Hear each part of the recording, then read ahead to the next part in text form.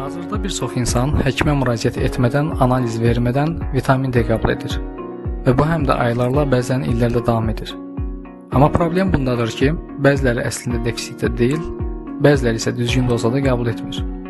Nəticədə ya heç bir effekt görmürlər, ya da əksinə, artıq doza qəbul edərək özlərinə zərər vermiş olurlar. Bu videoda sizə vitamin D-ni necə düzgün qəbul etmək lazım olduğu haqqında məlumat verəcəm. D vitamini defisitində, yəni saçmazlığında əsasən bu əlamətlər görülür.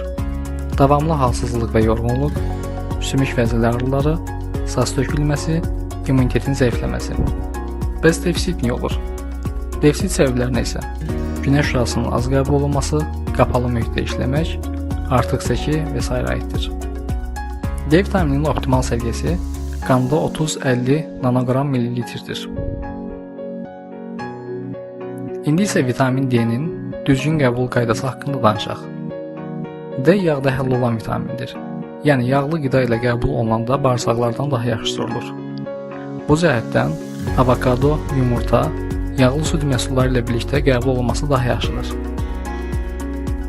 Və ya sadəcə yeməkdən sonra əlavəsiz qəbul etmək olar. Gündəlik və ya həftəlik qəbul mümkündür. Gündəlik qəbul daha stabildir.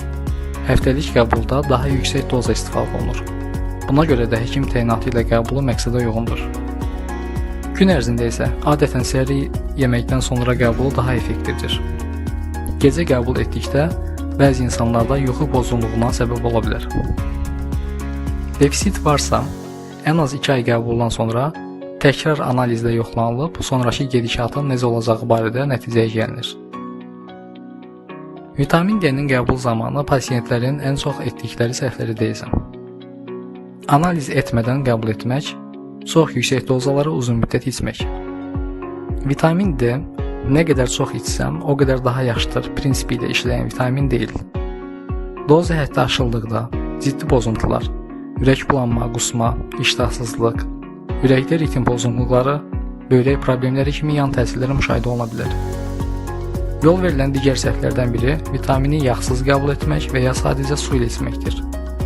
Bu zaman bağırsaqlardan sorulma zəif olduğundan qəbul tam effektiv olmur. Uşaqlara və böyüklərə eyni dozanı vermək. Doza yaşa, çəkiyə, analiz nəticələrinə görə həkim tərəfindən təyin olunmalıdır. Son nəticə olaraq, vitamin D orqanizm üçün vacibdir, amma düzgün qəbul olunmalıdır. Ən doğru yolu isə analiz verərək uyğun dozanı qəbul etməkdir. İldə 2 dəfə orqanizmdə D vitamini və kalsium səviyyəsini yoxlatmaq tövsiyə olunur.